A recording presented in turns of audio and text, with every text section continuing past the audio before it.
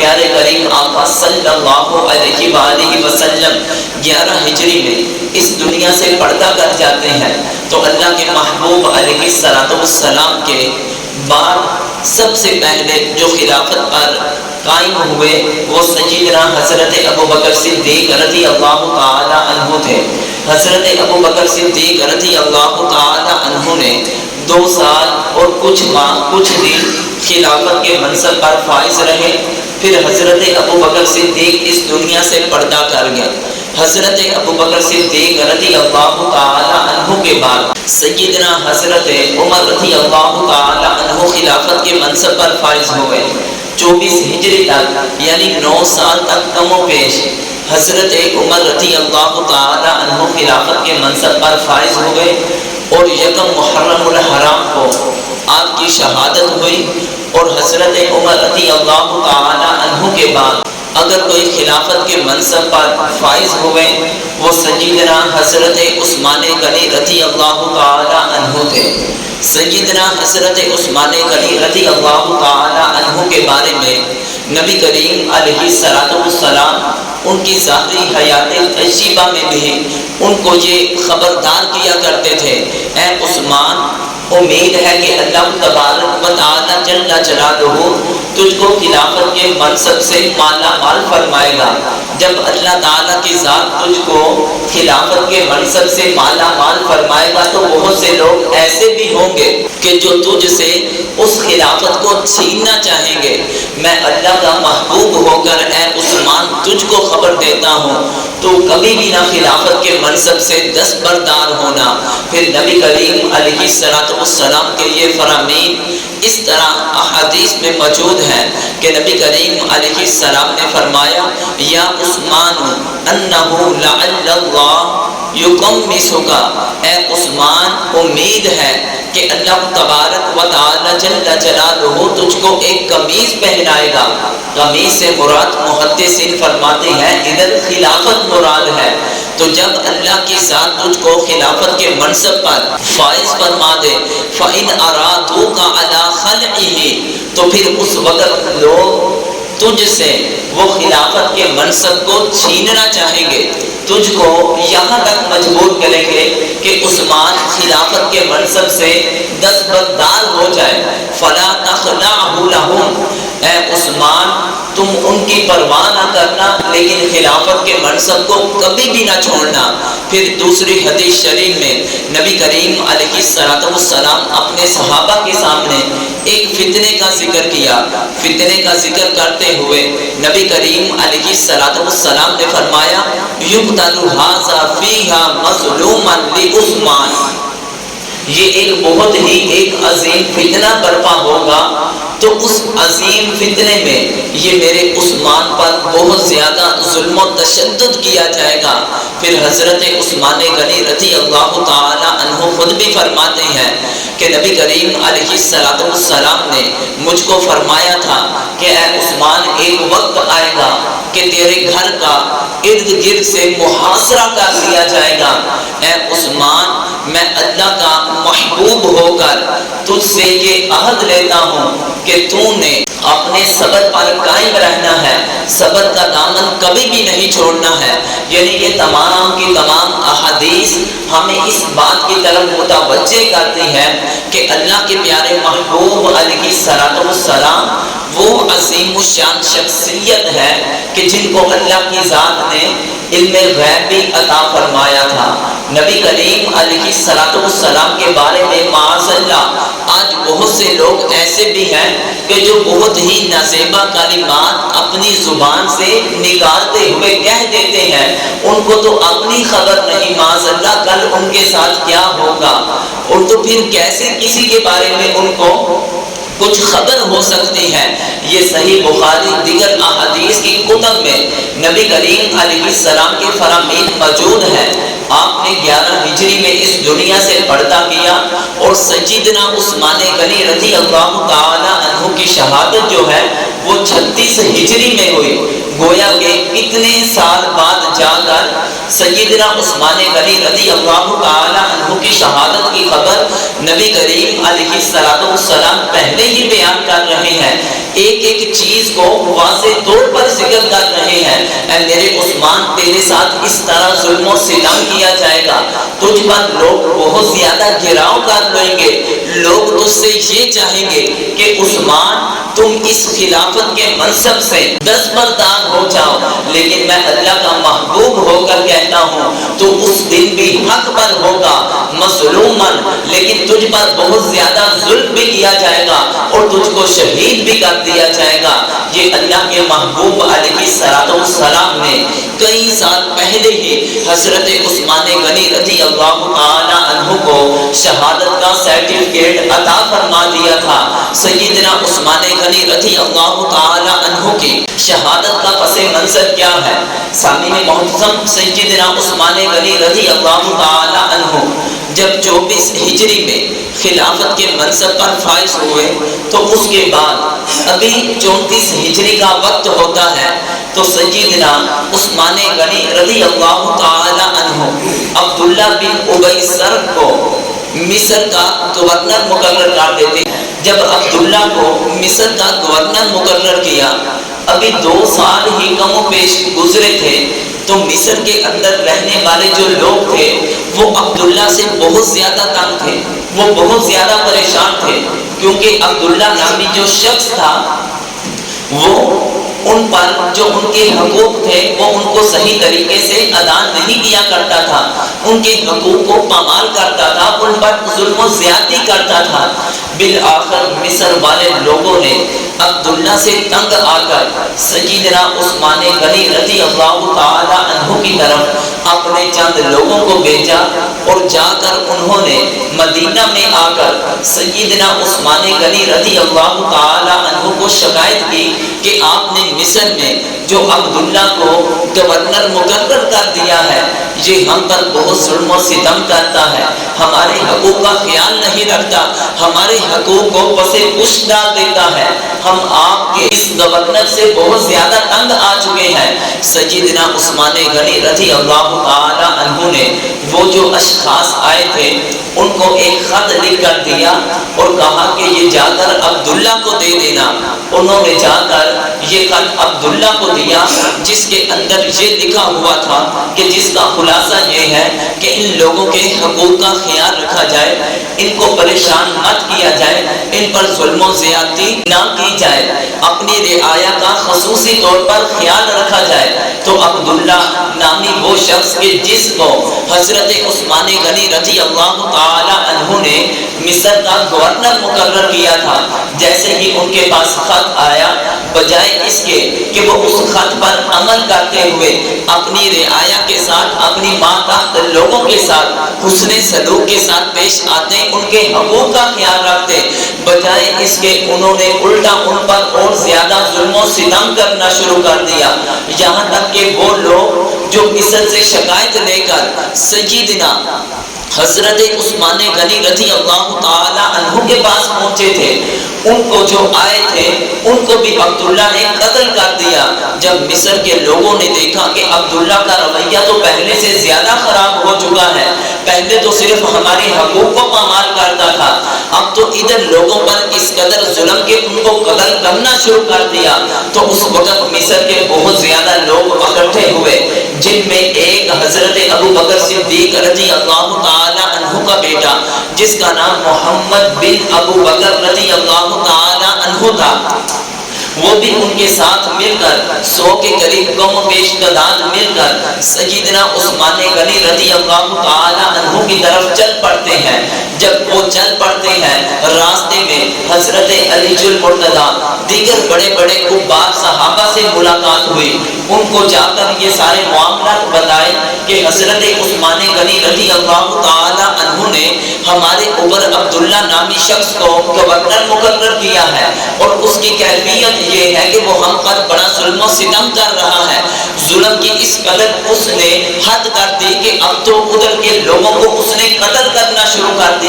وہ کبار صحابہ جو مصر سے اشخاص آئے تھے ان کے ساتھ مل کر حضرت عثمان غنی رضی اللہ تعالی عنہ کی بارگاہ میں حاضر ہوئے اور آ کر حضرت علی المرتضی اور دیگر صحابہ حضرت عثمان غنی رضی اللہ تعالی عنہ کی بارگاہ میں عرض کرنے لگے کہ مصر کے لوگ اس عبداللہ سے بہت زیادہ پریشان ہیں، لہٰذا آپ اس کو معزول کر دیجئے، آپ ان کو سزا دیجئے۔ لیکن حضرت عثمان غنی رضی اللہ تعالی عنہ نے مصر سے آنے والے اشخاص کا جب یہ رویہ دیکھا کہ ان پر بہت زیادہ ظلم و ستم ہو رہا ہے، حضرت عثمان غنی رضی اللہ تعالی عنہ نے ان آئے ہوئے اشخاص سے اسی وقت کہا کہ آپ خود ہی بتا دو کہ میں آپ کے لیے کس آدمی کو گورنر مقرر کروں۔ تو جتنے کے جتنے بھی اشخاص آئے تھے ان تمام اشخاص میں سے ایک شخص کہ جس کا نام محمد بن ابو بکر رضی اللہ تعالی عنہ تھا،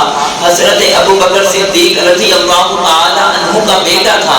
مصر کے لوگ عرض کرنے لگے کہ آپ حضرت ابو بکر صدیق رضی اللہ تعالی عنہ کے بیٹے کو ہمارے لیے گورنر مقرر کر دیں۔ یہاں تک کہ ان تمام کی یہ اتفاقی رائے دیکھی حضرت عثمان غنی رضی اللہ تعالی عنہ نے حضرت ابو بکر صدیق رضی اللہ تعالی عنہ کے بیٹے محمد بن ابو بکر کو مصر کا گورنر مقرر کر دیا، اور جو عبداللہ ادھر مصر میں گورنر تھا اس کے بارے میں معزول ہونے کے بارے میں اس کو بھی خط لکھ دیا اور ان کے ہاتھ ان تک پہنچانے کا ان کو کہہ دیا، یعنی اس کی معزولی کا بھی خط لکھ دیا، محمد بن ابو بکر کو ادھر کا گورنر مقرر کرنے کے بارے میں بھی ان کے سامنے اعلان کر دیا۔ اور جب اس طرح سیدنا عثمان غنی رضی اللہ تعالی عنہ نے ان کی رائے کے مطابق محمد بن ابو بکر کو ان کا گورنر مقرر کر دیا، حضرت عثمان غنی رضی اللہ تعالی عنہ سے وہ اس طرح نکلتے ہیں، ابھی راستے سے مصر کی طرف جا رہے تھے تو راستے میں ان کو ایک شخص دکھائی دیا جو ایک سواری پر بیٹھا ہوا ہے اور اس کا رنگ بہت ہی زیادہ اڑا ہوا ہے، پریشان ہے اور جلدی سے بھاگتا ہوا جا رہا ہے۔ تو جب محمد بن ابو بکر اور مصر سے آئے ہوئے تمام لوگوں نے اس شخص کو دیکھا، کہا کہ یہ ضرور کسی کا بھاگا ہوا غلام ہے یا ضرور کسی کا یہ مجرم ہے جو انداز اس کا جانے کا ہے۔ تو محمد بن ابو بکر اور ان کے دیگر ساتھیوں نے اس آدمی کا پیچھا کیا یہاں تک کہ وہ اکیلا آدمی جو بھاگے ہوئے جا رہا تھا اس کو پکڑ لائے اور لا کر محمد بن ابو بکر کے پاس اس کو پیش کیا، اور اس کے پاس ایک گڑا تھا، ایک برتن تھا، اور وہ آدمی اس برتن کو ان سے چھپاتا پھرتا تھا، وہ قافلے والوں کے حوالے نہیں کر رہا تھا، یہاں تک کہ محمد بن ابو بکر اور اس کے ساتھیوں نے اس سے اس برتن کو چھینا، اور جب اس برتن کو چھینا اس کے اندر سے ایک خط برآمد ہوا۔ انہوں نے جب خط پکڑا تو حضرت ابو بکر صدیق کے بیٹے ان کے تمام جتنے بھی ساتھی تھے ان تمام کے سامنے خط کھولتے ہیں۔ حضرت ابو بکر صدیق کا بیٹا اور آپ کے ساتھ جتنے بھی اشخاص یہ مصر میں آ رہے ہیں، عبداللہ جیسے ہی تیرے پاس پہنچے کوئی ہیلا بہانہ کر کے ان کو قتل کر دیا جائے، ان کی کوئی بھی بات نہ سنی جائے۔ عبداللہ اتنی دیر تک تو نے گورنری کے عہدے سے تو نے دستبردار نہیں ہونا، معزول نہیں ہونا، جتنی دیر تک حضرت عثمان غنی کا کوئی دوسرا پیغام تیرے پاس نہیں آ جاتا۔ جب حضرت ابو بکر صدیق کے بیٹے محمد نے اور دیگر ان کے ساتھ اشخاص آئے ہوئے تھے، انہوں نے یہ کیفیت دیکھی کہ ایک طرف عثمان غنی نے مجھ کو ادھر گورنر مصر کا مقرر کر دیا اور تمام کی رائے کو منظور کر کے ہمیں یہ خط بھی جاری کر دیا کہ عبداللہ کو مصر سے معزول کر دیا جائے، اور دوسری طرف یہ خط بھیج رہی ہیں جیسے ہی یہ لوگ مصر میں پہنچے ان کو قتل کر دیا جائے، ان کی کوئی بات نہ سنی جائے۔ تو ان کو بڑا تعجب ہوا، بجائے اس کے کہ وہ دوبارہ مصر جاتے اور حضرت ابو بکر صدیق کا بیٹا محمد بھی وہ تمام کے تمام دوبارہ مدینہ میں سیدنا عثمان غنی رضی اللہ تعالی عنہ کے پاس واپس جاتے ہیں، جہاں کے راستے میں جا رہے تھے اور دیگر صحابہ سے حضرت علی المرتضیٰ سے ملاقات کی، حضرت زبیر رضی اللہ، حضرت طلحہ رضی اللہ تعالی عنہم سے ملاقات کی، دیگر کبار صحابہ سے جب ملاقات ہوئی انہیں جا کر یہ ساری معلومات بتائی کہ حضرت عثمان غنی رضی اللہ تعالی عنہ کے پاس ہم تو شکایت لے کر آئے تھے کہ عبداللہ کی وجہ سے ہم مصر والے لوگ بڑے زیادہ پریشان ہیں، ہمیں رات دن جینا اس نے حرام کیا ہوا ہے، تو لہٰذا آپ اس طرح کریں کہ اس کو معزول کر دیں۔ یہاں تک کہ حضرت عثمان غنی رضی اللہ تعالی عنہ نے محمد بن ابو بکر یعنی مجھ کو ادھر کا گورنر بھی مقرر کر دیا۔ یہ تمام کے تمام لوگوں کی موجودگی میں فیصلہ ہوا۔ پھر یہاں تک کہ ہم جا رہے ہیں اور دوسری طرف ہوا کیا کہ ایک شخص کو خط دے کر انہوں نے مصر کی طرف روانہ کر دیا کہ جیسے ہی یہ لوگ پہنچے ان کو قتل کر دیا جائے۔ اے کبار صحابہ، اب آپ ہی فیصلہ فرمائیں کہ حضرت عثمان غنی رضی اللہ تعالی عنہ ہمارے ساتھ کیا کرنا چاہتے ہیں؟ ایک طرف ہمیں گورنر بنا رہے ہیں اور دوسری طرف ہم کو قتل کروانے کے در پہ ہے۔ تو حضرت علی المرتضیٰ رضی اللہ تعالی عنہ وہ تمام کے تمام مصر سے آئے ہوئے اشخاص کے ساتھ دوبارہ سیدنا عثمان غنی رضی اللہ تعالی عنہ کے پاس مدینہ میں حاضر ہوتے ہیں۔ حضرت علی المرتضیٰ رضی اللہ تعالی عنہ اس بھاگے ہوئے شخص کو پکڑتے ہیں، سیدنا عثمان غنی رضی اللہ تعالی عنہ کے سامنے پیش کرتے ہیں اور فرماتے عرض کرتے ہیں اے وقت کے خلیفہ بتائیے یہ شخص کون ہے؟ سیدنا عثمان غنی رضی اللہ تعالی عنہ حضرت علی المرتضیٰ رضی اللہ تعالی عنہ کو فرمانے لگے یہ جو شخص کے بارے میں پوچھ رہے ہو یہ تو میرا غلام ہے۔ پھر فرمایا کہ یہ جس سواری پر سوار تھا یہ سواری کس کی ہے؟ سیدنا عثمان غنی رضی اللہ تعالی عنہ حضرت علی المرتضیٰ کو بتانے لگے یہ سواری بھی میری ہے۔ وہ خط حضرت عثمان غنی رضی اللہ تعالی عنہ کے سامنے پیش کیا، کہا کہ یہ خط کس کا ہے؟ کہا یہ خط میرا نہیں۔ کہا کہ اس خط کے اوپر مہر کس کی ہے؟ کہا مہر تو میری ہے۔ حضرت علی المرتضیٰ رضی اللہ تعالی عنہ کو حضرت عثمان غنی رضی اللہ تعالی عنہ کی بات پر بڑا تعجب ہوا کہ غلام بھی آپ کا ہے، سواری بھی آپ کی ہے، اس خط کے اوپر مہر بھی آپ کی ہے اور آپ کہتے ہیں کہ یہ میرا خط لکھا ہوا نہیں ہے۔ ہمیں اس بات کی سمجھ نہیں آ رہی کہ غلام بھی آپ کا، سواری بھی آپ کی، مہر بھی آپ کی، لیکن پھر بھی آپ ماننے کے لیے تیار ہی نہیں کہ یہ خط میں نے لکھا ہوا نہیں ہے۔ آخر پھر یہ آپ کے غلام کے پاس کیسے آ گیا؟ پھر آپ کے غلام کے پاس یہ سواری، پھر اس خط کے اوپر یہ مہر کیسے آ گئی؟ ہم میں سے کوئی بات آپ کی ماننے کے لیے تیار ہی نہیں ہے۔ جب کافی دیر تک ایسا معاملہ رہا تو سیدنا عثمان غنی رضی اللہ تعالی عنہ نے دیکھا کہ میری بات اب کوئی بھی ماننے کے لیے تیار نہیں، تو سیدنا عثمان غنی رضی اللہ تعالی عنہ اسی وقت ایک رب تعالی کی ذات کی قسم اٹھا کر تمام صحابہ کی موجودگی میں کہتے ہیں کہ اللہ کی قسم اٹھا کر میں کہتا ہوں کہ یہ خط میں نے نہیں لکھا ہے۔ تو اس وقت تمام کے تمام لوگ جو اس وقت موجود تھے انہیں اس بات پر یقین ہو گیا کہ یہ خط سیدنا عثمان غنی رضی اللہ تعالی عنہ نے نہیں لکھا، لیکن ان لوگوں کو یہ شک ہو گیا کہ عثمان غنی رضی اللہ تعالی عنہ کے مکان میں ایک مروان نامی شخص ہے، یقیناً یہ اس کی لکھائی ہے جو سیدنا عثمان غنی رضی اللہ تعالی عنہ سے ملتی جلتی ہے۔ تو کہا کہ آپ اس طرح کریں کہ آپ نے قسم تو اٹھا لی، یہ میں نے خط نہیں لکھا، آپ اس طرح کریں پھر مروان کو ہمارے حوالے کر دیں۔ تو سیدنا عثمان غنی رضی اللہ تعالی عنہ ان کو کہنے لگے کہ ایک آدمی کی لکھائی دوسرے آدمی کی لکھائی کے مشابہ ہو سکتی ہے، صرف ایک شک کی بنا پر میں مروان کو آپ کے حوالے نہیں کر سکتا، کیونکہ اس وقت وہ غصہ میں بہت تھے، ہو سکتا تھا کہ وہ اس کو قتل کر دیتے۔ حضرت عثمان غنی رضی اللہ تعالی عنہ نے مروان کو بھی اس کے حوالے نہ کیا۔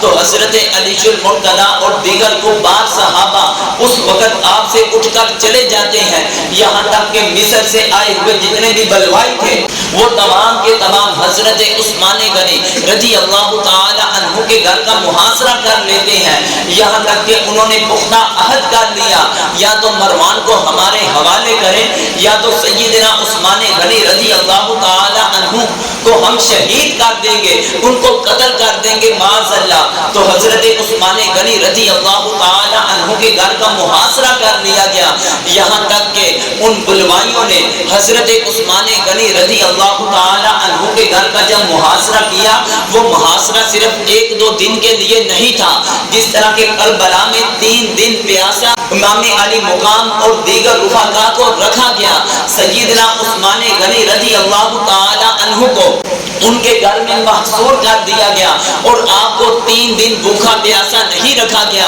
آپ کے جو لوگوں کے ساتھ تعلقات ہے وہ 3 دن کے لیے نہیں بلکہ آپ کو 40 دن مسلسل بھوکا پیاسا رکھا گیا، ہر طرح کے تعلقات کو آپ سے ختم کروا دیا گیا، یہاں تک کہ گھر سے ہر طرح کی کھانے کی چیز ختم ہے، پینے کی چیز ختم ہے، باہر سے بلوائیوں نے محاصرہ کیا ہوا ہے۔ سیدنا عثمان غنی رضی اللہ تعالی عنہ پر پیاس کی بہت زیادہ شدت ہے، بہت زیادہ شدت ہے، پانی کا ایک گھونٹ پینے کے لیے آپ کے پاس نہیں، آپ چھت پر تشریف لے جاتے ہیں اور ادھر سے آواز لگاتے ہیں کہ اے گھیراؤ کرنے والوں، کیا تمہارے اندر حضرت علی المرتضیٰ موجود ہے؟ آواز آتی ہے کہ علی بھی آج موجود نہیں، فلاں بڑے صحابی موجود ہیں، کہا وہ بھی موجود نہیں، فلاں صحابی موجود ہے، کہا کہ وہ بھی صحابی موجود نہیں۔ تو سیدنا عثمان غنی رضی اللہ تعالی عنہ جتنے بھی لوگ تھے ان کو فرمانے لگے اگر وہ موجود نہیں تو ان تک میرا پیغام پہنچا دو۔ حضرت عثمان غنی رضی اللہ تعالی عنہ پیاس کی شدت میں ہے، ان تک پانی پہنچا دیا جائے۔ جب علی المرتضیٰ رضی اللہ تعالی عنہ تک یہ پیغام پہنچتا ہے تو آپ پانی پہنچاتے ہیں، لیکن وہ لوگ جنہوں نے محاصرہ کیا ہوا تھا وہ انہوں نے آپ تک پانی نہیں پہنچنے دیا، یہاں تک کہ بہت سے آپ کے بھیجے ہوئے لوگوں کو بھی قتل کر دیا گیا۔ جب حضرت علی المرتضیٰ رضی اللہ تعالی عنہ نے دیکھا کہ اب یہ لوگ سیدنا عثمان غنی رضی اللہ تعالی عنہ کو شہید کر دیں گے، معاذ اللہ قتل کر دیں گے، تو حضرت علی المرتضیٰ رضی اللہ تعالی عنہ نے اسی وقت اپنے 2 صاحبزادے حضرت امام حسن حضرت امام حسین رضی اللہ تعالی عنہما، دیگر بڑے کبار صحابہ نے بھی اپنے اپنے صاحبزادوں کو حضرت عثمان غنی رضی اللہ تعالی عنہ کی حفاظت کے لیے ان کے دروازے پر، ان کے گھر کے اطراف پر ایک پہرے دار کے طور پر مقرر کر دیا کہ کوئی بھی بلوائی، کوئی بھی شخص حضرت عثمان غنی تک پہنچ کر ان کو نقصان نہ پہنچائے، یہاں تک کہ یہ تمام کے تمام نفوس قدسیہ حضرت عثمان غنی رضی اللہ تعالی عنہ کی حفاظت کے لیے آپ کے گھر کے پاس کھڑے ہیں، لیکن بلوائی تیر بھی پھینکتے ہیں، یہاں تک کہ حضرت امام حسن اور دیگر دوسرے صحابہ کے صاحبزادے بھی زخمی ہو گئے۔ لیکن جب ان کو پتا چلا کہ حضرت امام حسن زخمی ہو چکے ہیں تو لہٰذا جب اہل بیت کے بارے میں لوگوں کو پتا چلے گا کہ نواسہ رسول کو بھی انہوں نے نشانہ بنا لیا ہے، ہمارا کچھ بھی باقی نہیں رہے گا، تمام کے تمام بلوائی وہ رک جاتے ہیں اور انہوں نے یہ سوچ لیا کہ ہم دروازے کے ذریعے حضرت عثمان غنی رضی اللہ تعالی عنہ تک بالکل نہیں پہنچ سکتے ہیں۔ سیدنا عثمان غنی ان کو پھر ایک خطاب کرتے ہیں، خطاب کرتے ہوئے فرماتے ہیں کیا لوگوں تجھ کو معلوم ہے کہ جب مکہ سے ہجرت کر کے ہم مدینہ میں آئے تھے تو مدینہ میں جب لوگوں کو اسلام کی دعوت دی گئی، لوگ مسجد نبوی میں نماز پڑھتے تھے، نماز کے لیے مسجد نبوی میں جگہ تنگ ہو چکی تھی، تو اللہ کے محبوب علیہ السلام نے یہ اعلان فرمایا تھا آخر کون شخص ہے کہ جو اس گھر کو خرید کر مسجد کے لیے وقف کر دے، تو سیدنا عثمان غنی رضی اللہ تعالی عنہ نے وہ گھر خرید کر وقف کر دیا، گویا کہ مسجد نبوی کی توسیع ہو چکی تھی، نمازیوں کے لیے جگہ کشادہ ہو چکی تھی۔ سیدنا عثمان عثمان غنی فرماتے ہیں کہ وہ مسجد کہ جس کے لیے میں نے خود جگہ خرید کر اس کی توسیع کی تاکہ مسلمان نماز پڑھ سکے، بلوائیوں آج تم مجھ کو مسجد میں نماز پڑھنے سے بھی روک دیا ہے۔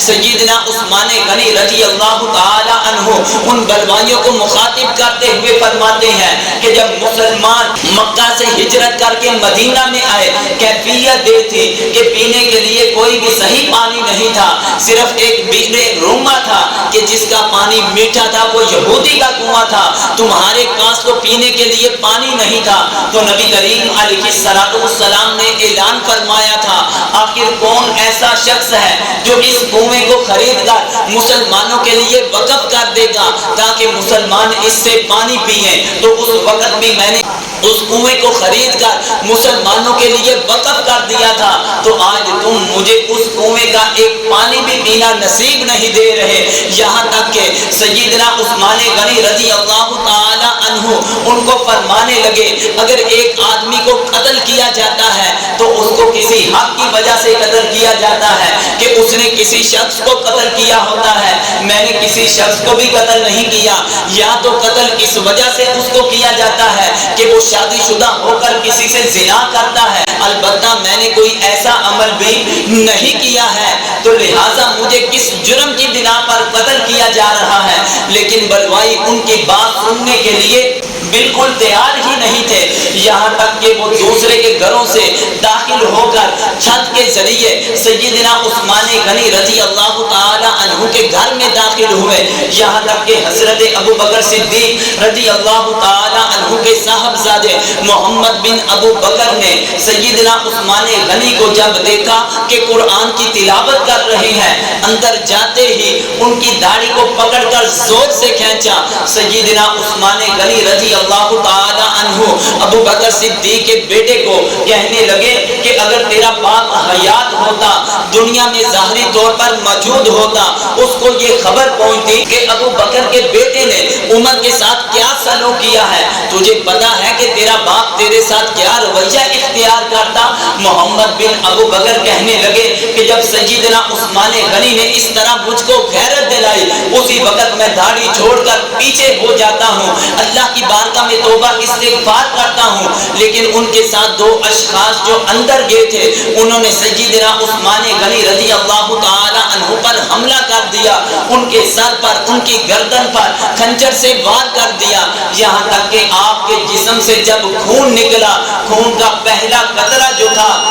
وہ قرآن مجید پر گرا، اور اس وقت آپ تلاوت فرما رہے تھے کہ جب آپ کو شہید کر دیا گیا پھر بھی ظلم کے دروازے بند نہیں کیے گئے، یہاں تک کہ آپ کی جو اس وقت بیوی نائلہ تھی ان کو بھی کہا گیا کیا کہ ہمیں ان پر اور ظلم و ستم کرنے دو، ہمیں ان کا چہرہ مزید دکھاؤ۔ کہا کیوں؟ کیونکہ ہم نے قسم کھائی ہے ہم ان کے چہروں پر تھپڑ ماریں گے۔ سامعین محتشم، حضرت نائلہ رضی اللہ تعالی عنہا ان کو بچاتے بچاتے اپنے ہاتھوں کی 3 انگلیاں کٹوا دی، اس قدر سیدنا عثمان غنی رضی اللہ تعالی عنہ پر ظلم کیا گیا۔ سیدنا عثمان غنی رضی اللہ تعالی عنہ وہ عظیم شخصیت ہے کہ جو ان بلوائیوں کو کہتے تھے کہ اگر آج تم نے یہ خون ریزی کر دی، اے لوگو تم جان لو قیامت تک تم اپنی صفوں میں کبھی بھی اتحاد نہیں پاؤ گے۔ یہ آج وہی فتنہ ہے جو سیدنا عثمان غنی رضی اللہ